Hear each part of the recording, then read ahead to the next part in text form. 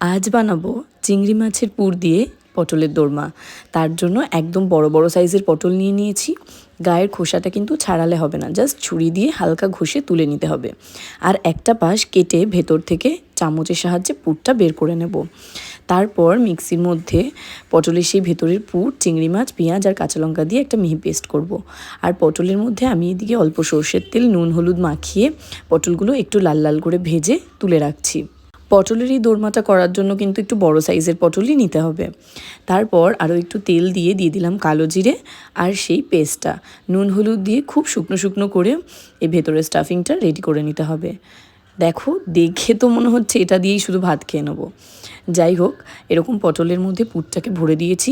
সাইডে পটলের মুখটা আটকানোর কোনো দরকার নেই। এবার তেলের মধ্যে গোটা গরম মশলা আর শুকনো লঙ্কা দিয়ে দেবো পেঁয়াজ বাটা, আদা বাটা, রসুন বাটা, কাঁচা লঙ্কা বাটা। তারপর দিয়েছি নুন, হলুদ, জিরের গুঁড়ো, কাশ্মীরি লঙ্কার গুঁড়ো দিয়ে ভাজা ভাজা করে নিয়ে অ্যাড করব 2 চামচ মতন টমেটো পিউরি। খুব ভালো করে কষিয়ে নিয়ে তেল ছাড়লে এবার দিয়ে দেবো অল্প একটু স্বাদ ব্যালেন্সের জন্য চিনি আর ফিটিয়ে রাখা টক দই। ভালো করে মশলা কষিয়ে গ্রেভির জন্য দিয়ে দেবো ঝোল। এটা কিন্তু একদমই ঝোল ঝোল হয় না, এই পটলের দোরমাটা মাখা মাখা খেতেই ভালো লাগে।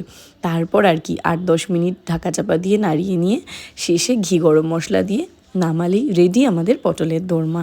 কেমন লাগলো কমেন্টে জানিও কিন্তু। বাই।